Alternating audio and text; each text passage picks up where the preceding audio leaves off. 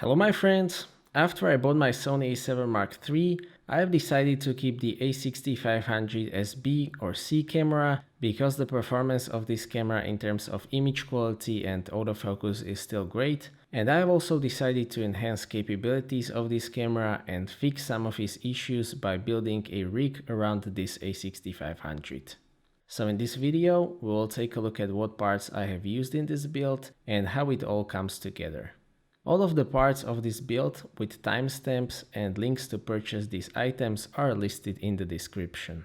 So as I have said, A6500 has great 24 megapixel APS-C sensor that captures a lot of dynamic range, and the ISO performance is also decent, up to ISO 6400 or even 12800 in low dynamic range scenes.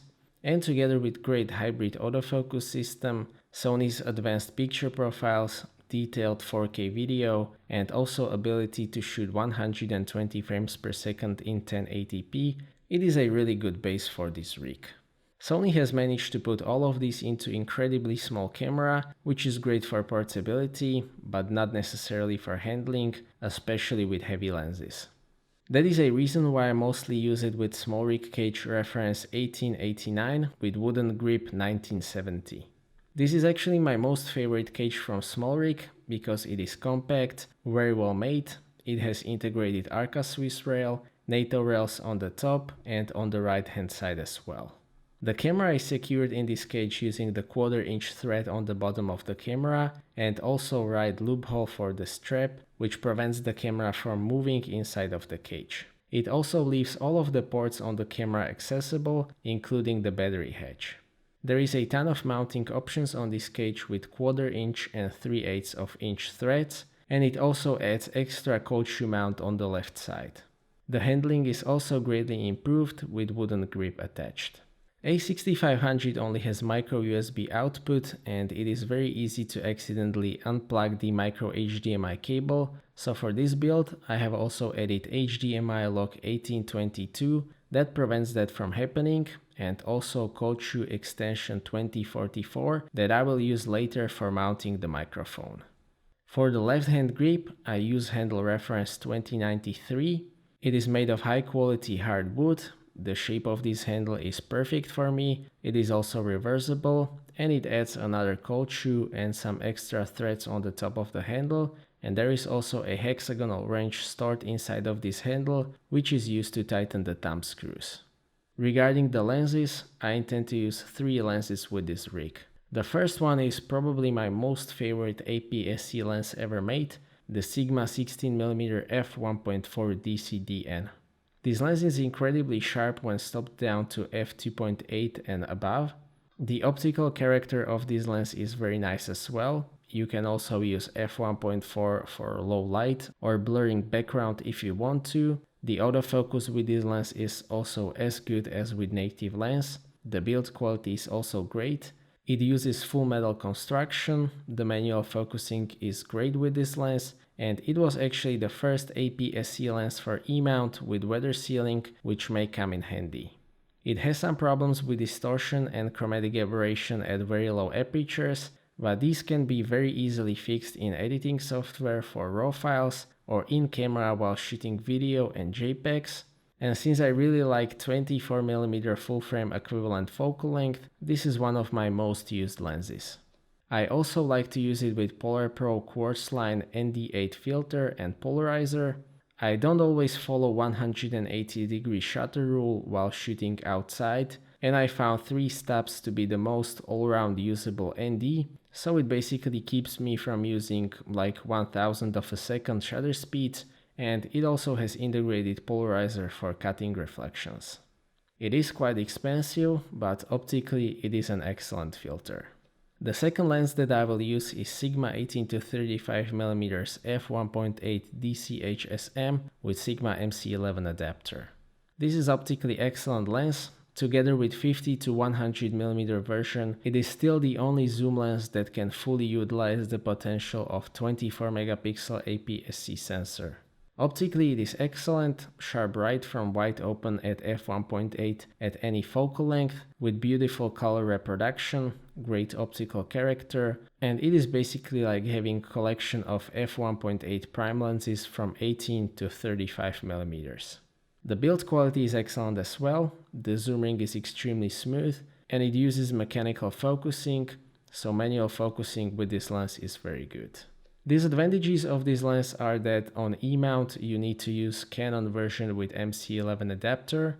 The autofocus is fairly fast and very accurate, but unfortunately very loud, so you can't use the autofocus and record audio with onboard mic or shotgun mic at the same time.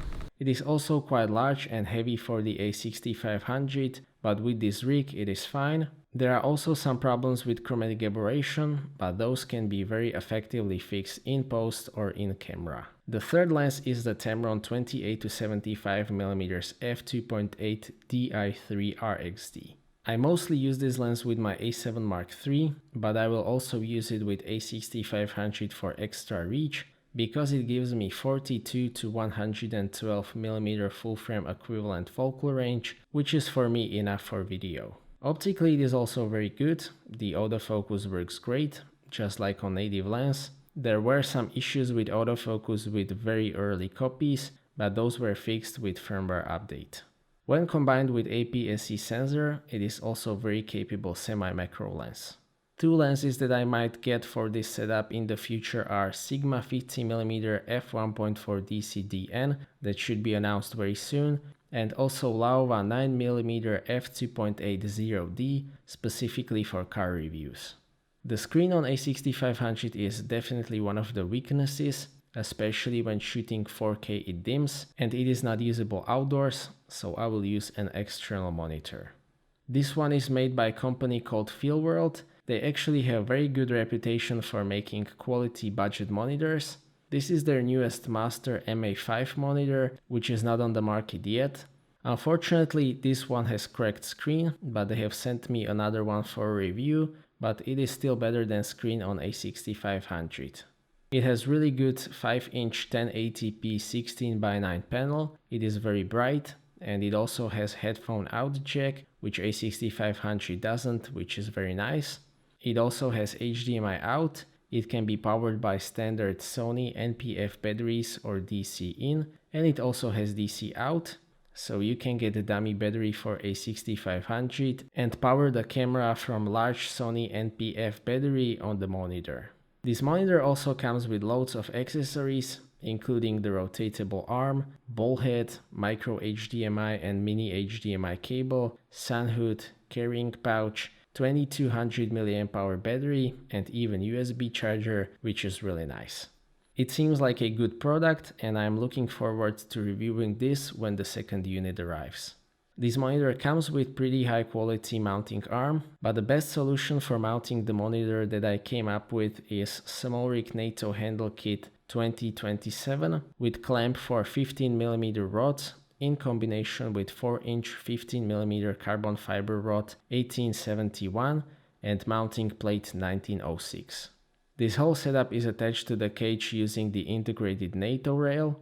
All parts are easy to attach and detach without using any tools, and the backside of the mounting plate is also suitable for storing excess cable, or it gives you extra cold shoe. Tilting the screen up or down is also very easy with this setup, and this handle also adds more 1/4-inch threads for mounting whatever you want to, and it also makes carrying of this setup much easier.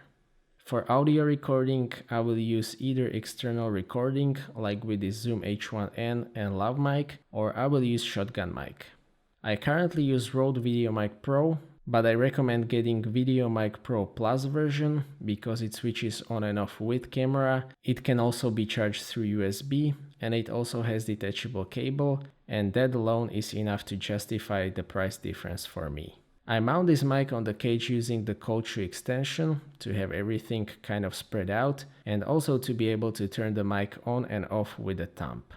The tripod that I use is still Zomei 699C, which is the carbon fiber version. It holds this weight without any problems, the manipulation is really easy, and the ball head also supports the weight without any problems, but I also intend to get a fluid head.